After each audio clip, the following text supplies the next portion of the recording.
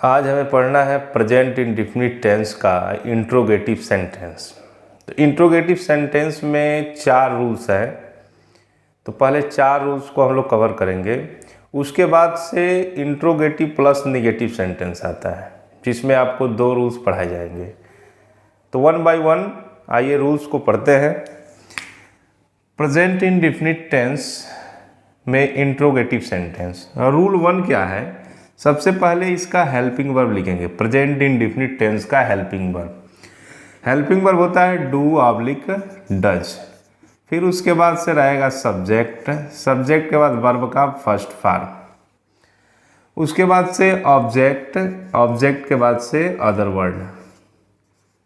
तो जब do oblique does का प्रयोग होता है तो वर्ब का केवल फर्स्ट फॉर्म लगता है। ये निगेटिव सेंटेंस जब हम बता रहे थे तो उसमें भी आपको बताया गया था कि डू डज आएगा तो उसके साथ वर्ब का केवल फर्स्ट फॉर्म रहेगा। तो वैसे ही यहाँ पर भी करना है। डू डज का प्रयोग होने पर वर्ब का केवल फर्स्ट फॉर्म का प्रयोग करना है और सबसे पहले ही इसका प्रयोग करना है। अब इसका प्रयोग कैसे करना है, आखिर डू डज क्यों सबसे पहले लिखा जाएगा? तो इसकी जो है कि सबसे पहले किसी भी वाक्य में अगर क्या दिया हो, है ना, क्या, ये फर्स्ट आप समझ लीजिएगा कि अगर किसी भी सेंटेंस में सबसे पहले क्या दिया हो और ये प्रेजेंट इंडेफिनिट टेंस का सेंटेंस हो, है ना, टेंस से रिलेटेड होना चाहिए। जैसे इसका पहचान है कि क्रिया के अंत में ता है, ती है, ते है इत्यादि शब्द आते हैं। तो इस सेंटेंस के अंत में ती है दिया है, तो ये प्रेजेंट इंडेफिनिट टेंस है। तो इस कंडीशन में अगर क्या से शुरू हो कोई भी सेंटेंस तो डू या डज सब्जेक्ट के अकॉर्डिंग लिखना है। अब यहाँ पर जो सब्जेक्ट है, जैसे ही, देखिए यहाँ पर ही, सी, इट और कोई भी सिंगुलर नंबर सब्जेक्ट आ जाए तो इसके साथ डज का प्रयोग करना है। अगर आई, वी, यू, दे और कोई भी प्लूरल नंबर सब्जेक्ट आ जाए तो उसके साथ हमें डू का प्रयोग करना है। ठीक है, तो डू या डज को किसी एक को ही लिखना है सब्जेक्ट के अकॉर्डिंग। चलिए इस सेंटेंस का ट्रांसलेट करते हैं। क्या गीता एक मधुर गाना गाती है? ठीक है, अब इसमें सबसे पहले क्या दिया है। क्या का अंग्रेजी हमें नहीं लिखना है। क्या का अंग्रेजी आप देखेंगे क्या का होता है व्हाट, लेकिन यहाँ क्या की अंग्रेजी नहीं लिखना है जब सेंटेंस से पहले क्या दिया। हमें लिखना है डू या डज, और भी सब्जेक्ट देख करके। तो सब्जेक्ट यहाँ गीता है, सिंगुलर सब्जेक्ट है, तो सिंगुलर सब्जेक्ट के साथ डज आएगा। इन दोनों में से केवल डज को लिखेंगे। रूल पर ध्यान देते रहिएगा। डज के बाद से हमें सब्जेक्ट लिखना है गीता, डज गीता।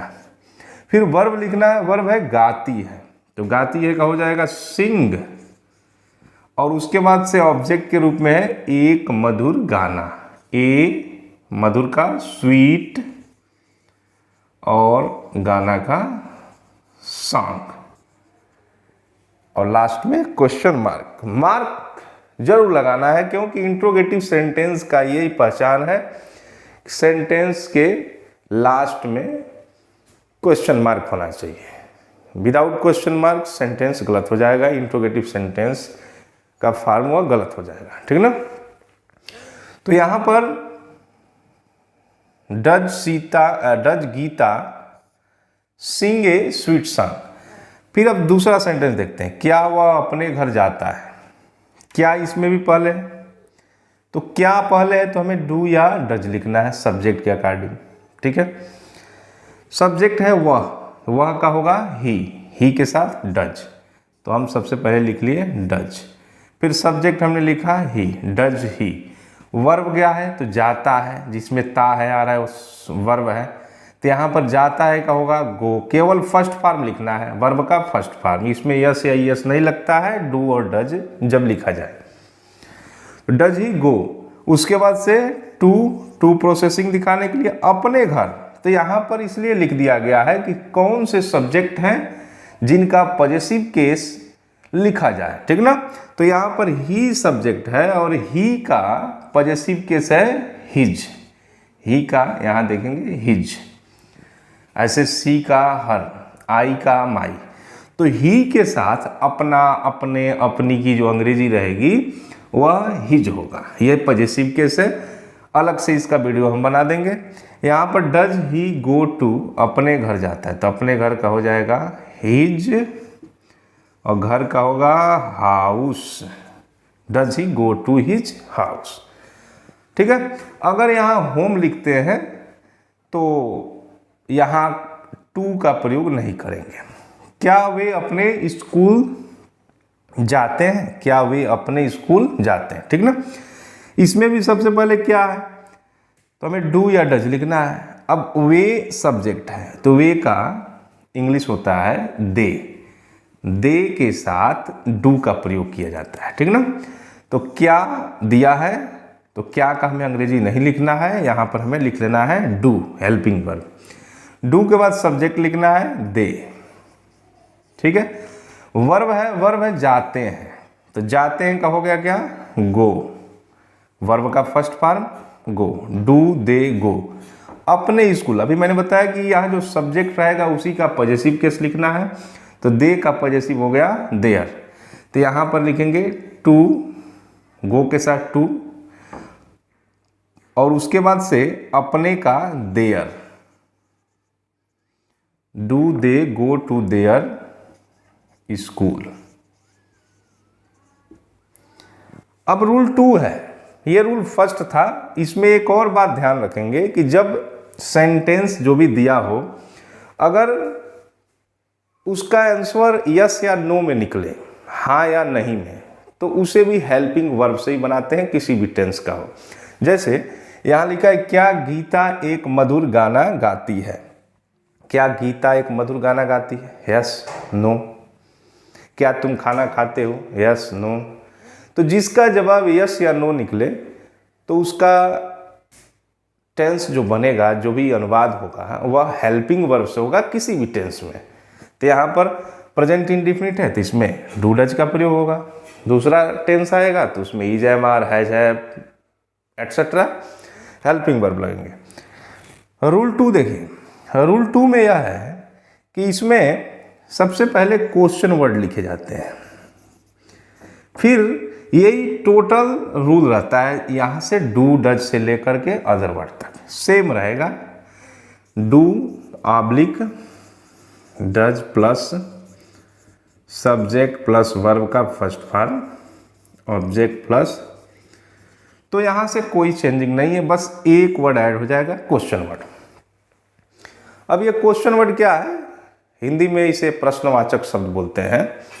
यहाँ पर लिखे गए व्हाट मीन्स क्या, वाई क्यों, व्हेन कब, वेयर कहाँ, हाउ कैसे। ये जो वर्ड्स आए हैं अगर कहीं भी आते हैं सेंटेंस में कहीं भी, तो इनकी अंग्रेजी लिखी जाएगी। बस यह ध्यान रखना है कि क्या सेंटेंस से पहले ना दिया हो। जैसे इसमें क्या दिया है, तो ये सेंटेंस से पहले दिया है सबसे पहले, तो इस कंडीशन में क्या की अंग्रेजी नहीं लिखी गई है। यही क्या अगर सेंटेंस के बीच में आ जाए, जैसे कि वह क्या करता है, वह क्या करता है, तो क्या यहाँ बीच में आ रहा है, तब इस कंडीशन में क्या की अंग्रेजी व्हाट लिखी जाएगी। और ऐसे जब सेंटेंस आते हैं तो उसका जो आंसर मिलता है वह यस या नो में नहीं मिलता है। अभी मैंने बताया कि ऐसे सेंटेंस का जो आंसर मिलता है यस या नो में मिलता है। क्या गीता एक मधुर गाना गाती है, यस। क्या वह अपने घर जाता है, यस। क्या वे अपने स्कूल जाते हैं, नो। तो ऐसे सेंटेंस जिसमें क्या से शुरू होता है यस या नो में आंसर मिलता है, और जिसमें क्या बीच में आता है उसमें यस या नो में आंसर नहीं मिलता है। तो ऐसे आप आंसर देखकर भी पहचान सकते हैं कि यस या नो में मिल रहा है कि नहीं मिल रहा है। यस या नो में मिलेगा तो डू डज से स्टार्ट कीजिएगा, यदि नहीं मिलता है तो उसे क्वेश्चन वर्ड से स्टार्ट कीजिएगा। तो यहाँ पर एक एक सेंटेंस को देख लेते हैं। वह कहाँ रहता है, यहाँ पर प्रश्न पूछने वाला वर्ड है कहाँ। इसका पहले इंग्लिश लिख लेंगे, कहाँ का देख लीजिए वेयर, तो यहाँ हमने लिख लिया वेयर। ये हो गया क्वेश्चन वर्ड, ध्यान से देखना है वेयर। अब इसके बाद से वह कहाँ रहता है, सब्जेक्ट देखेंगे, सब्जेक्ट के हिसाब से डू डज, तो वह का ही और ही के साथ डज, ही और रहता है वर्ब है तो रहता है का लिव। ऐसे तुम विद्यालय कब जाते हो, तो कब जाते हो, कब यहाँ क्वेश्चन पूछने का काम कर रहा है तो कब का हो गया व्हेन। उसके बाद से हेल्पिंग वर्ब डू, सब्जेक्ट तुम, तो यू यहाँ सब्जेक्ट है इसलिए यहाँ पर डू लिखा जा रहा है। उसके बाद से वर्ब, वर्ब क्या है गो, गो के साथ टू यू ऐड कर लेंगे और विद्यालय का हो गया स्कूल। क्वेश्चन मार्क, वह क्या करता है, अभी मैंने बताया कि क्या पहले रहेगा तो हेल्पिंग वर्ब लिखना है, यहाँ बीच में है तो क्या की अंग्रेजी लिखेंगे व्हाट। व्हाट के बाद से यहाँ से रूल रहेगा सब्जेक्ट देख लेंगे, सब्जेक्ट है वह का क्या हो गया ही, सॉरी ही है ना, ही के साथ does, what does he, verb है करता है, करता है का हो गया do, what does he do. तो इस तरह से सेंटेंस बनाना है आपको, पॉजिटिव केस आपको याद कर लेना है और क्वेश्चन वर्ड और हेल्पिंग वर्ब के डिफरेंस को आप समझ गए होंगे। इसके बाद से रूल आपको पढ़ना है, रूल 3 एंड रूल 4।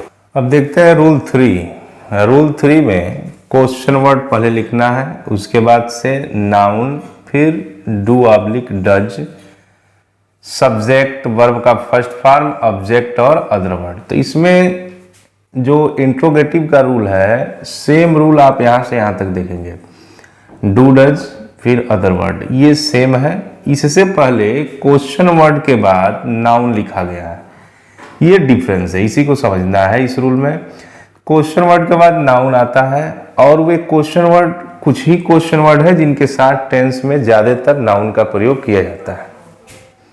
यह भी सिंगल आता है लेकिन इसके साथ साथ ज्यादा प्रयोग नाउन का होता है। उस कंडीशन में आप इस रूल से बनाएंगे, जब बिना नाउन का है तो इंट्रोगेटिव के रूल से आप टेंस को ट्रांसलेट करेंगे। तो यहां पर देखेंगे how many, how much, which, whose, ये 4 ऐसे क्वेश्चन वर्ड हैं जिनके साथ नाउन का प्रयोग ज्यादा होता है। उस कंडीशन में आप डू डज से पहले नाउन का प्रयोग करेंगे और उससे पूर्व क्वेश्चन वर्ड का प्रयोग करेंगे। हाउ मेनी का अर्थ होता है कितना कितनी, हाउ मच का भी कितना कितनी, दोनों में डिफरेंस है। हाउ मेनी का प्रयोग होता है काउंट करने के लिए, काउंट, ठीक है, गिनने के लिए, और इसका वजन के लिए, जब हम वजन मापते हैं, वेट करते हैं, कोई चीज है जिसका वेट किया जाता है तो हाउ मच का प्रयोग किया जाता है। तो काउंट करना होगा तो हाउ मेनी, वेट करना होगा तो हाउ मच, ठीक है। विच मीन्स होता है कौन सा कौन सी, दोनों में से कोई एक। हुज का अर्थ होगा किसका किसकी। यहाँ कुछ एग्जाम्पल्स हैं, अब इस एग्जाम्पल को इस रूल से हमें ट्रांसलेट करना है। तुम कितने मील प्रतिदिन टहलते हो, ठीक है। तो यहाँ पर दिया है कितने मील, देखिए कितने, कितना, कितनी, कितने, हाउ मेनी, हाउ मच का कितने भी होता है, दोनों का कितना, कितनी, कितने। तो कितने आया है तो यहाँ पर हमें हाउ मेनी लगाना है कि हाउ मच लगाना है, ये अब नाउन से हमें पता चलेगा। तो नाउन यहाँ दिया है मिल, तो मिल को क्या करते हैं, गिनते हैं, 10 मील, 11 मील, 12 मील, ये काउंट किया जाता है, इसे वजन नहीं किया जाता है। तो इसलिए यहाँ पर कितना और कितनी की अंग्रेजी हमें क्या लिखना है, हाउ मेनी। यहाँ पर कितने का अंग्रेजी हाउ मेनी, ठीक है। तो क्वेश्चन वर्ड सबसे पहले रहेगा, ये क्वेश्चन वर्ड है और इसको हमने लिख लिया हाउ मेनी, हाउ मेनी, और उसके बाद से नाउन लिख लिया मील का माइल्स, हाउ मेनी माइल्स। फिर सब्जेक्ट लिखेंगे, सब्जेक्ट देखिए यहाँ पर दिया है, सब्जेक्ट के अकॉर्डिंग हेल्पिंग वर्ब लिखेंगे, ठीक है। तो हेल्पिंग वर्ब क्या रहेगा, तुम दिया है तो तुम का यू होता है और यू के साथ डू लगेगा, फिर यहाँ पर यू होगा। अब वर्ब है टहलते हो, टहलना का हो जाएगा वॉक। ऑब्जेक्ट है प्रतिदिन, तो प्रतिदिन का होगा डेली या एवरी डे, एवरी डे का प्रयोग कर सकते हैं, ठीक है। दोनों में से कोई भी आप लिख सकते हैं। लास्ट में क्वेश्चन मार्क रहेगा, क्वेश्चन मार्क का प्रयोग इंट्रोगेटिव सेंटेंस में जरूर करना है। अब आ रहा है दूसरा सेंटेंस इसका, उसकी बहन कौन सी पुस्तक पढ़ती है, कौन सी का इंग्लिश होता है विच, ठीक है। तो विच के साथ यहां देखेंगे तो एक नाउन आया विच बुक, ठीक है। तो क्वेश्चन वर्ड के साथ नाउन लिखेंगे which book, which book. Do does लिखेंगे सब्जेक्ट के अनुसार, सब्जेक्ट उसकी बहन सिंगुलर है तो इसलिए यहां पर रहेगा डज, सिंगुलर के साथ डज। उसकी बहन का होगा हिज सिस्टर, ठीक है, हिज सिस्टर। वर्ब, वर्ब है पढ़ती है, पढ़ती है का आप लिख सकते हैं रीड या स्टडी। और उसके बाद से देखेंगे अदर वर्ड है, तो अदर वर्ड इसमें दूसरा कुछ नहीं है, क्वेश्चन मार्क लगा देंगे। Which book does his sister read, ठीक है, उसकी बहन कौन सी पुस्तक पढ़ती है। रूल 4 क्या है, तो रूल 4 जानने से पहले ये जान लीजिए कि ये विच ऐसे ही हुज का भी प्रयोग होता है। हाउ मच, जब वजन, जैसे वह कितना दूध पीता है, तो दूध पीता का मतलब कि दूध वेट किया जाता है, इसका वजन निकाला जाता है, वजन से इसका मापतौल होता है, इसकी गिनती होती है। तो यहां पर दूध के साथ कितना का हाउ मच होगा, क्योंकि इसे वजन करते हैं। तो ऐसे सेंटेंस में आप देख लेंगे कि हाउ मच कब आएगा, तो जब इसको वेट करेंगे कोई भी वस्तु, और हुज जब किसका किसकी दिया हो सेंटेंस में, तो वहां पर हुज का प्रयोग करेंगे। रूल 4 है हु प्लस वर्ब का first form yes oblique yes plus object plus other word. तो ये एक अलग रूल इसलिए है कि यहां पर जब हु का प्रयोग होता है तो इसमें सब्जेक्ट का प्रयोग नहीं होता है, ये ऑलरेडी सब्जेक्ट का काम करता है। हु सब्जेक्ट है इस सेंटेंस में, ठीक है। तो हु जब सब्जेक्ट है तो इसमें दूसरा सब्जेक्ट नहीं आएगा। तो यहाँ कौन की अंग्रेजी होती है हु, कौन या किसने। जो हिंदी होता है कौन या किसने, तो यहां दिया है कौन। सबसे पहले हम लिखेंगे हु। वर्ब का फर्स्ट फॉर्म वर्ब है पढ़ाता है, पढ़ाता है का होगा टीच, ठीक है। तो यहां पर हु सिंगुलर है। अब सिंगुलर कैसे पता चलेगा भाई, सिंगुलर है इसलिए कि कौन एक बार है। अगर यही कौन 2 बार आ जाए, कौन कौन पढ़ाता है, तो जब कौन कौन रहेगा तो वहां पर प्लूरल होगा, और उस कंडीशन में जो वर्ब लगेगा वह फर्स्ट फॉर्म लगेगा, उसमें यस ऑब्लिक यस का प्रयोग नहीं होगा। और जब हु सिंगुलर होगा तो यहाँ पर यस या यस, जैसे अफर्मेटिव में यूज होता है वैसे ही यहाँ पर भी प्रयोग होगा। तो CH है तो यहाँ पर ES लगा लेंगे, क्योंकि लास्ट में जब CH होता है तो सिंगुलर सब्जेक्ट के साथ ES लगता है। हु टीचेज, ठीक है। अब उसके बाद से हमें लिखना है ऑब्जेक्ट। तो ऑब्जेक्ट है तुम्हें, तो यहाँ हो गया यू। फिर अदर वर्ड में है इंग्लिश, इंग्लिश, ठीक है।